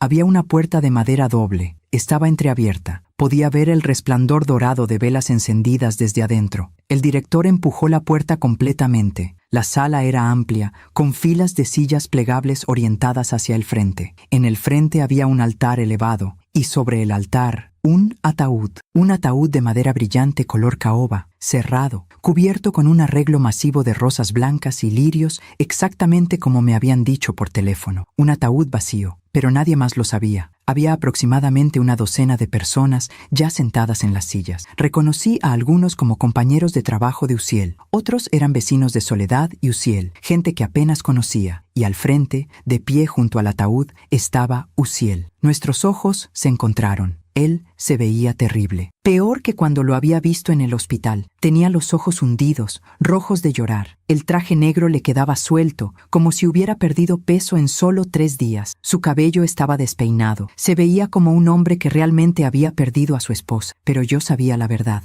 Caminé por el pasillo central hacia el ataúd. Cada paso resonaba contra el piso de mármol. Todas las miradas estaban sobre mí. La madre destrozada. La mujer que acababa de perder a su única hija y a su único nieto. Llegué al frente y me quedé parada frente al ataúd cerrado. Toqué la madera suave con mi mano. Estaba fría. Coloqué mi ramo de flores junto al arreglo grande. Y entonces, porque sabía que todos estaban mirando, porque sabía que tenía que actuar el papel, me permití llorar. Las lágrimas eran reales. El dolor era real, solo que no era por las razones que todos pensaban. Uziel se acercó a mí. «Doña Berenice», susurró. Lo miré a los ojos, esos ojos que habían mentido, que habían planeado, que habían ayudado a mi hija a desaparecer. Pero también vi algo más ahí: culpa, dolor genuino y amor. Amor por Soledad, el tipo de amor que la había liberado en lugar de encadenarla. «Gracias por venir», dijo con voz quebrada. No respondí. Me senté en la primera fila. Uziel se sentó a mi lado. A las 3 en punto, el director de la funeraria se paró frente al ataúd y comenzó el servicio. Habló sobre la pérdida, sobre la tragedia, sobre una vida joven cortada demasiado pronto, sobre una madre y un bebé que no habían sobrevivido. Cada palabra era una mentira. Luego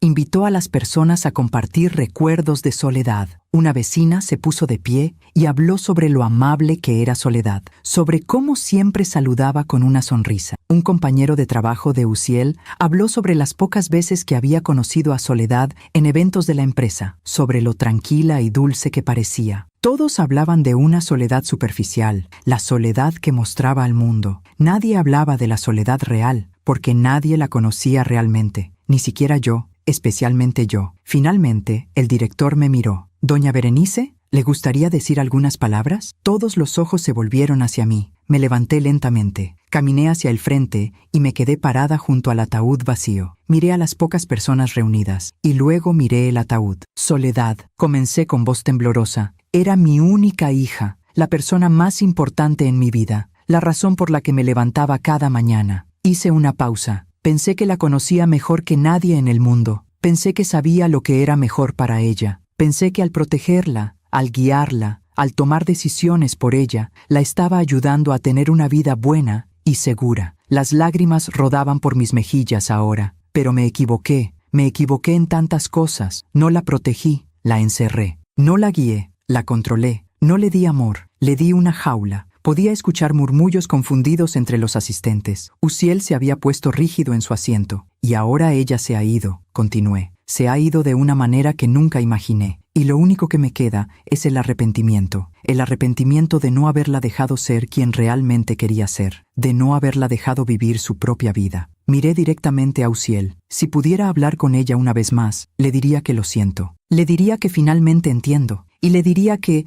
aunque me duele más de lo que puedo expresar, la dejo ir, la dejo ser libre, como siempre debió ser. El silencio en la sala era absoluto. Me senté. El servicio continuó, pero yo ya no escuchaba. Las palabras del director se convirtieron en un zumbido distante. Solo podía pensar en Soledad. En algún lugar de esta ciudad, probablemente en el hospital todavía, o tal vez ya camino a Guadalajara, ella estaba viva y libre. Y aunque me había roto el corazón para conseguirlo, finalmente había logrado escapar. Cuando el servicio terminó, la gente se acercó a darme el pésame, manos apretando las mías, palabras de consuelo que no podía procesar. Uziel se quedó hasta el final. Cuando todos se habían ido, se acercó a mí una última vez. «Doña Berenice», dijo con voz apenas audible.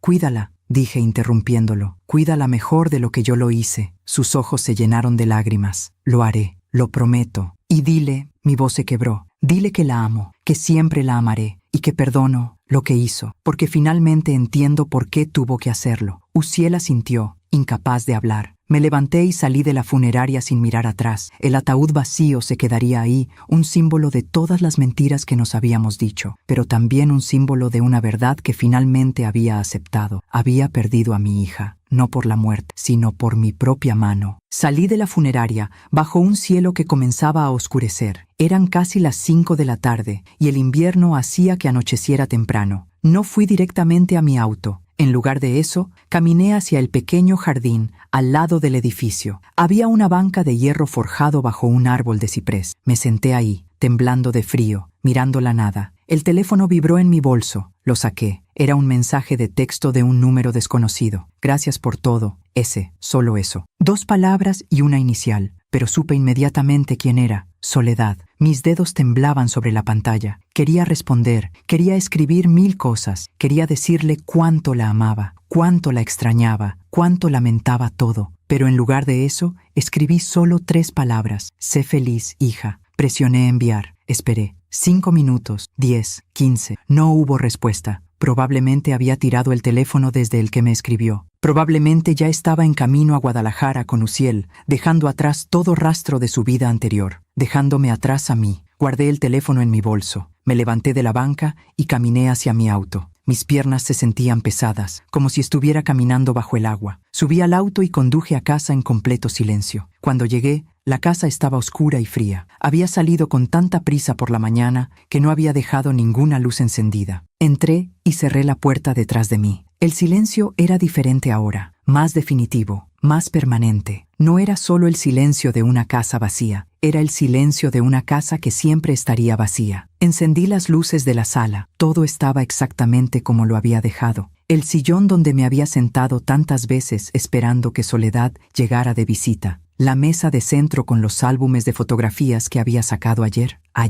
Parecía que había pasado un año desde entonces. Caminé hacia la cocina y preparé té. No porque tuviera ganas de beberlo, sino porque necesitaba hacer algo con mis manos, algo rutinario, algo normal. Mientras esperaba que el agua hirviera, miré alrededor de la cocina. En la puerta del refrigerador había fotografías viejas sostenidas con imanes. Soledad a los 5 años, a los 10, a los 15. En ninguna de esas fotografías se veía verdaderamente feliz. Ahora lo entendía. El agua hirvió, preparé el té y me senté a la mesa de la cocina. La misma mesa donde Soledad y yo habíamos desayunado juntas miles de veces. Usa este plato, no ese. Come más vegetales, no tan rápido. Te vas a ahogar. Siéntate derecha. Incluso durante algo tan simple como el desayuno, yo había estado controlándola, diciéndole cómo sentarse, qué comer, cómo comportarse. Bebí el té sin saborearlo realmente. Cuando terminé, lavé la taza y la dejé secándose en el escurridor. Luego subí las escaleras hacia el segundo piso. Pasé junto a mi habitación y me dirigí directamente al cuarto de Soledad. Encendí la luz. La habitación se iluminó, mostrando todo exactamente como había estado durante los últimos 3 años desde que se casó. La cama perfectamente tendida, el escritorio ordenado, las fotografías en la pared. Caminé hacia el closet y lo abrí. Toda esa ropa que había elegido para ella colgaba ahí como fantasmas de decisiones pasadas. Saqué un vestido. Era color verde menta, de manga corta, con un lazo en la cintura. Se lo había comprado cuando tenía 16 años. Recordaba el día perfectamente. Soledad había querido un vestido diferente, uno rojo, sin mangas, más juvenil. Ese es demasiado llamativo. Este verde es mucho más apropiado. Te verás como una señorita educada. Soledad se había probado el vestido verde en la tienda. Se había mirado en el espejo y no había dicho nada. Solo había asentido y se lo había dejado puesto mientras yo pagaba. Ahora, sosteniendo ese vestido entre mis manos, me di cuenta de algo. Nunca la había visto usarlo, ni una sola vez. Probablemente lo colgó en el closet en cuanto llegamos a casa y nunca más lo tocó. Dejé el vestido sobre la cama y saqué más ropa, blusas, faldas, pantalones, toda elegida por mí, toda aprobada por mí, nada elegido por ella. Comencé a sacar toda la ropa del closet. La amontoné sobre la cama hasta que formó una montaña de tela de colores que yo había considerado apropiados, pero que Soledad probablemente había odiado. Cuando el closet estuvo completamente vacío, me senté en el piso y lloré. Lloré por todos los años perdidos, por todas las decisiones que había tomado por ella, por todas las veces que había silenciado su voz pensando que sabía mejor. Lloré hasta que no quedaron más lágrimas. Cuando finalmente pude levantarme,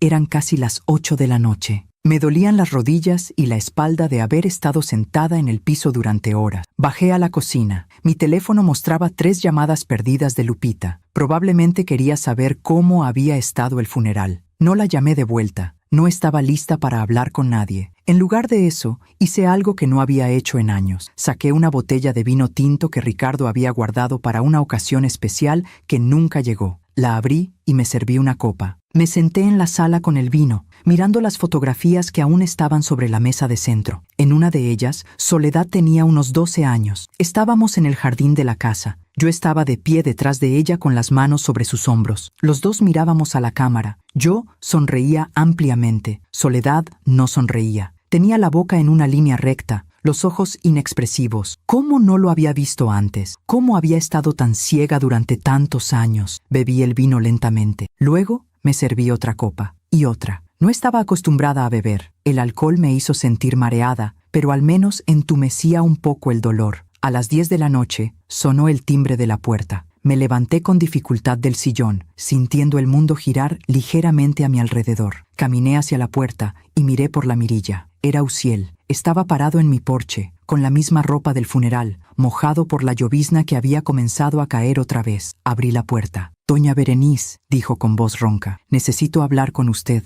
«Ya no hay nada que hablar», respondí. «Por favor», suplicó. «Solo unos minutos». Lo miré durante un largo momento. Luego me hice a un lado y lo dejé entrar. Uziel entró a la sala. Se quedó de pie, inseguro, con las manos en los bolsillos. «Siéntese», dije señalando el sillón. Se sentó. Yo me senté en la silla frente a él. «¿Por qué estás aquí?», pregunté directamente. «¿No deberías estar camino a Guadalajara ya?». Uziel me miró con sorpresa. «¿Usted sabe?» «Sé todo», dije. «Estuve en el hospital el viernes a medianoche. Los escuché hablando en el baño». El color desapareció de su rostro. «Doña Berenice, nosotros...» «No tienes que explicar nada», lo interrumpí. «Entiendo por qué lo hicieron. No quería lastimar», dijo con voz quebrada. «Pero Soledad, ella no podía más. Usted tiene que entender». «Entiendo», dije. «Créeme que entiendo». Uziel se cubrió el rostro con las manos. «Ella me pidió que viniera, que me asegurara de que usted estaba bien. No quería irse sin saber...» «¿Dónde está ahora?», pregunté. «En el hospital todavía. Nos vamos mañana temprano. Ya está todo listo». Asentí lentamente. «Dile que estoy bien. Dile que puede irse tranquila». «Doña Berenice, lo que usted dijo en el funeral, Soledad necesitaba escuchar esas palabras hace años». «Lo sé», susurré. «Lo sé». Uziel se levantó. «Voy a cuidarla, se lo prometo. Voy a dejarla ser quien ella quiera ser. Voy a amarla sin condiciones, sin control. Eso es todo lo que siempre quise para ella», dije. Solo que no sabía cómo dárselo. Uziel caminó hacia la puerta. Antes de salir, se volvió hacia mí una última vez. «Soledad la ama, ¿sabe? A pesar de todo, la ama. Pero necesitaba alejarse para poder respirar». «Lo sé», dije. «Y yo la amo lo suficiente como para dejarla ir». Uziel salió a la noche lluviosa. Cerré la puerta detrás de él y me recosté contra ella. Era oficial ahora. Soledad se iría mañana. Comenzaría una nueva vida en una ciudad donde nadie la conocía, donde nadie sabía de la madre controladora que había dejado atrás. Había perdido a mi hija, no por la muerte como todos pensaban. La había perdido porque la había amado de la manera equivocada durante 28 años. Y esa pérdida dolía más que cualquier otra cosa que hubiera experimentado. Aún me pregunto si hice lo correcto. ¿Y tú? ¿Qué habrías hecho en mi lugar? Esa noche no dormí. Me quedé sentada en la sala hasta que el sol comenzó a salir. Observé cómo la oscuridad se convertía lentamente en un gris pálido, luego en tonos dorados que se filtraban a través de las ventanas. Martes, 29 de diciembre, el día en que Soledad desaparecería de mi vida para siempre. A las 7 de la mañana me levanté del sillón. Mis músculos estaban rígidos por haber permanecido en la misma posición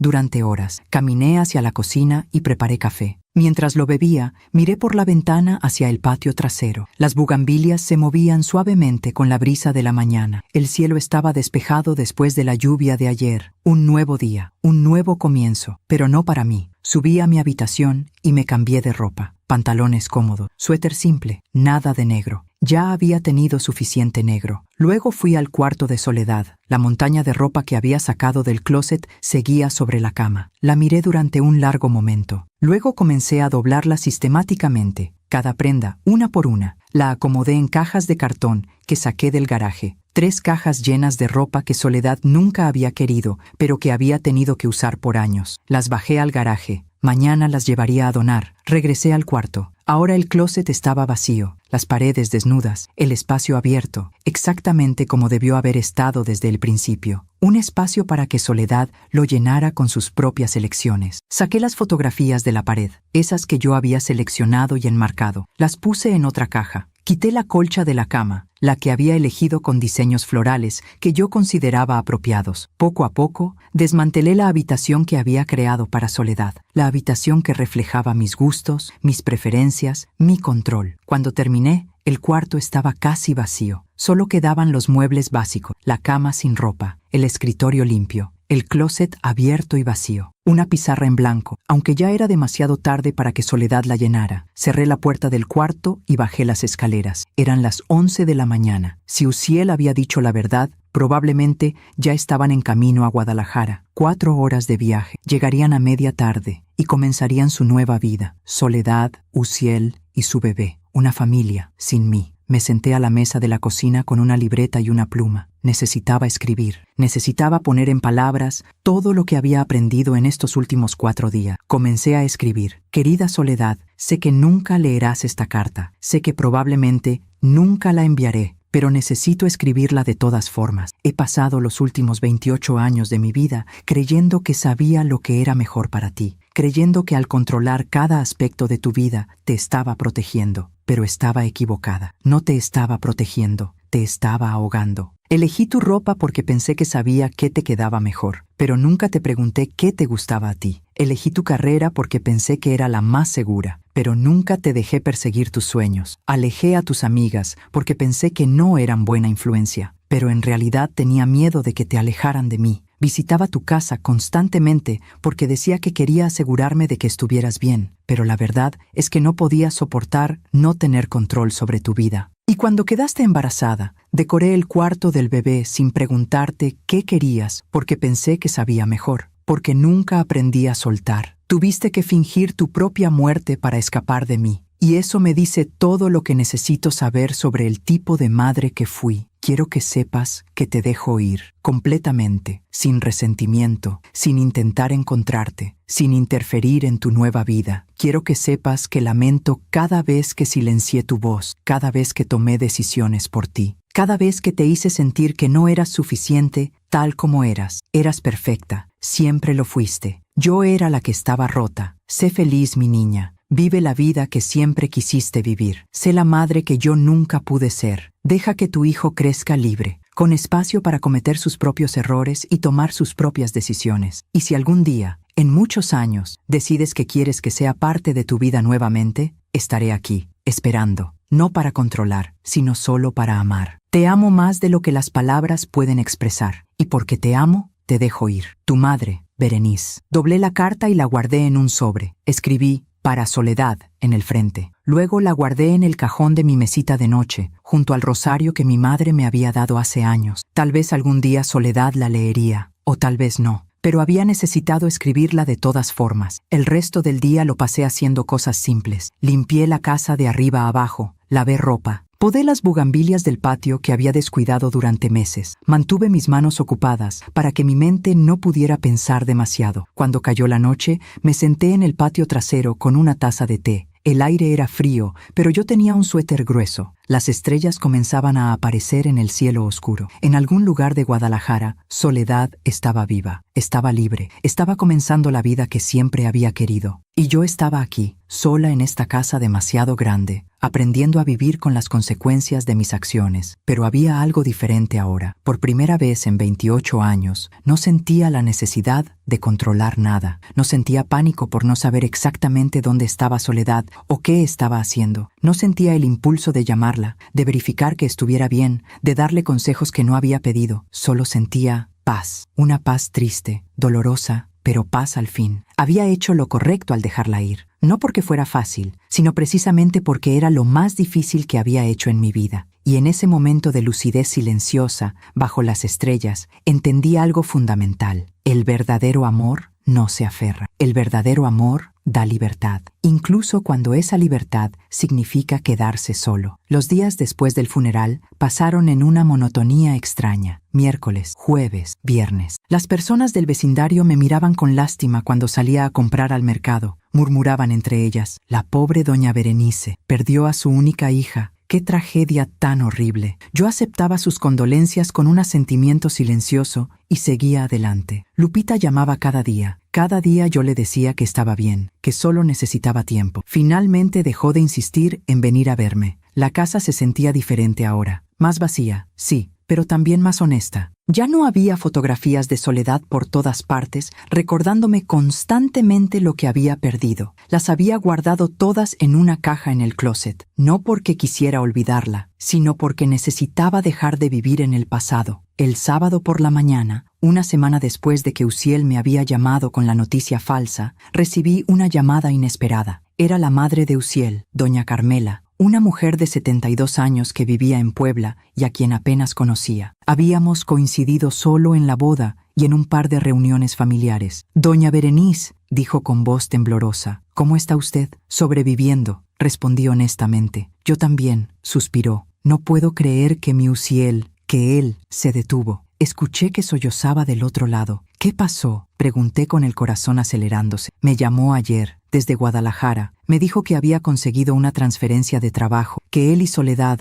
habían decidido mudarse allá para empezar de nuevo, lejos de los recuerdos dolorosos». Me quedé en silencio. «Pero doña Berenice, Soledad está muerta. ¿Por qué me diría que ella está con él? ¿Por qué me mentiría así? Estoy tan preocupada. Creo que está teniendo un colapso nervioso. Creo que la pérdida lo ha afectado tanto que está imaginando cosas». Cerré los ojos. Por supuesto, Uziel no le había contado la verdad a su propia madre. Ella pensaba que Soledad realmente había muerto. Y ahora pensaba que su hijo había perdido la cordura. «Doña Carmela», dije cuidadosamente, «Uziel está bien, créame. Pero ¿cómo puede estar bien? Habla como si Soledad estuviera viva, como si hubieran planeado esta mudanza juntos. No tiene sentido. A veces el dolor nos hace decir cosas extrañas», dije. «Dele tiempo. Quiero ir a Guadalajara a verlo». Pero me dio una dirección y cuando la busqué en el mapa, no existe. ¿Por qué me daría una dirección falsa? ¿Qué está ocultando? «Porque no quiere que lo encuentres», pensé. «Porque la mentira se extiende más allá de mí». «Tal vez se equivocó con la dirección», sugerí. «Dele unos días y vuelva a llamarlo». Doña Carmela suspiró profundamente. «Usted tiene razón. Estoy siendo sobreprotectora. Siempre lo he sido con Uziel. Es mi único hijo, ¿sabe?» «Lo sé», dije. «Yo también fui sobreprotectora con mi hija». Colgamos poco después. Me quedé sentada con el teléfono en la mano pensando. Uziel ahora tendría que mentirle a su madre por el resto de su vida. Tendría que inventar excusas de por qué nunca podía visitarlos, por qué nunca podía enviar fotografías actuales de Soledad, por qué su madre nunca podría conocer a su nieto. Él había elegido darle libertad a Soledad,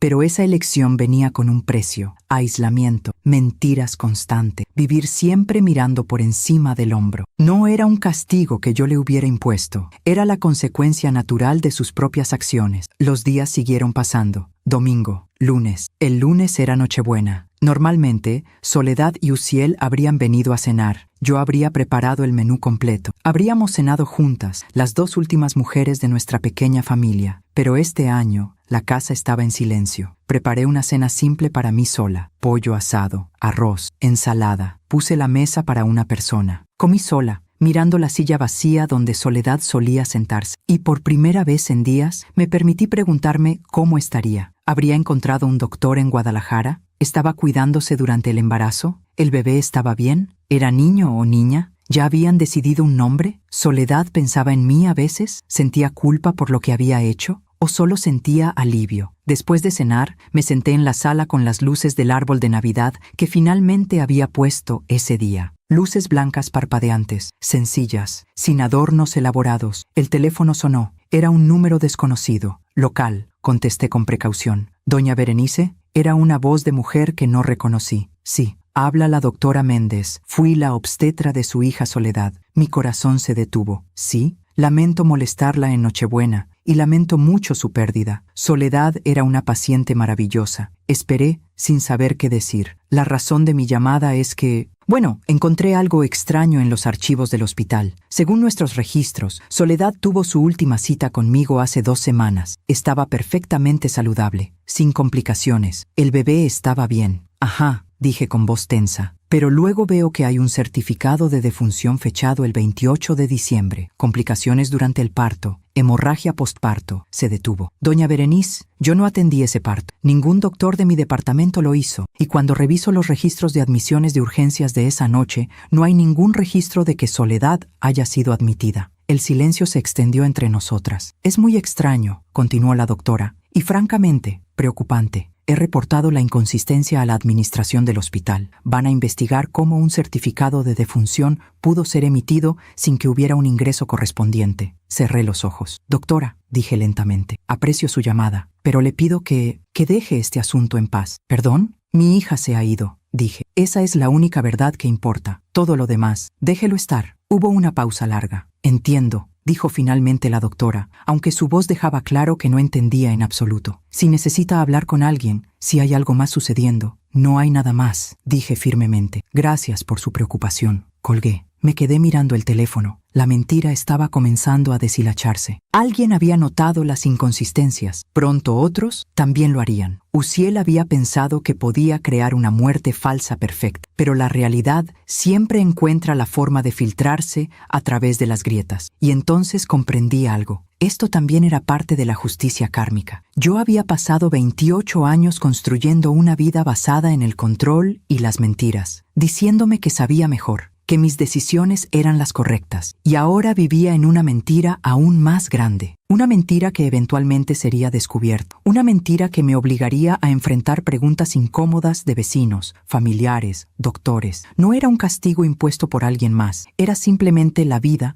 devolviéndome exactamente lo que había sembrado durante décadas. La Navidad llegó al día siguiente, martes 25 de diciembre. Me desperté sola en mi casa silenciosa. No había regalos bajo el árbol. No había llamadas de soledad deseándome feliz Navidad como había ocurrido cada año desde que nació. Solo silencio. Pasé el día ordenando, limpiando, manteniendo mis manos ocupadas. Al atardecer, me senté en el patio trasero con una taza de café. El cielo se teñía de naranja y rosa mientras el sol se ponía, y pensé en Soledad. En algún lugar de Guadalajara, probablemente estaba celebrando su primera Navidad libre, sin tener que venir a mi casa, sin tener que seguir mis reglas, sin tener que pretender ser alguien que no era. Probablemente era la Navidad más feliz de su vida, y yo estaba sola, completamente sola. Pero era la soledad que había creado con mis propias manos. Alguna vez me había llamado controladora. Había pensado que estaba exagerando, que era joven y no entendía que todo lo que yo hacía era por su bien. Pero ella tenía razón, siempre había tenido razón, y ahora yo pagaba el precio, no porque alguien me estuviera castigando, sino porque esta era la consecuencia natural e inevitable de mis propias elecciones. La vida siempre cobra sus deudas, a veces solo toma 28 años. Hoy es sábado, 28 de diciembre. Ha pasado exactamente un mes desde que Uziel me llamó para decirme que Soledad había muerto. Un mes desde que mi vida se dividió en dos, el antes y el después. Me despierto temprano, como siempre. El sol apenas comienza a iluminar el cielo. Preparo mi café y me siento junto a la ventana de la cocina, mirando las bugambilias que finalmente podé la semana pasada. La casa está en silencio, pero ya no es el silencio pesado y sofocante de las primeras semanas. Es simplemente silencio. He aprendido a vivir con él. Ayer recibí una carta. Llegó en un sobre sin remitente. El matasellos era de Guadalajara. Adentro había una sola hoja de papel y una fotografía. La fotografía mostraba a un bebé recién nacido, envuelto en una manta blanca. Ojos cerrados, mejillas redondas. Mi nieto. Al reverso de la fotografía, con la letra de Soledad, decía simplemente, se llama Ricardo, como su abuelo. La carta era breve. Mamá, sé que no merezco escribirte después de lo que hice. Sé que te lastimé de una manera imperdonable, pero necesitabas saber que el bebé nació bien. Un niño sano de 3 kilos 500 gramos. Nació el 15 de diciembre. Uziel me contó lo que dijiste en el funeral. Me contó que sabías la verdad y nos dejaste ir de todas formas. No tengo palabras para agradecerte ese regalo. Por primera vez en mi vida puedo respirar, puedo tomar mis propias decisiones, puedo ser yo misma. Estoy estudiando arquitectura a distancia, trabajando medio tiempo desde casa, diseñando los edificios que siempre soñé diseñar. Uziel es un buen padre, un buen esposo. Me ama sin condiciones. No sé si algún día podré perdonarme por lo que te hice. No sé si tú podrás perdonarme. Pero quería que supieras que estoy bien, que tu nieto está bien, y que todo lo que aprendí sobre el amor que no quiero repetir, lo aprendí porque tú me mostraste primero lo que no hacer. Eso también es un regalo, aunque doloroso. Algún día, cuando Ricardo sea mayor,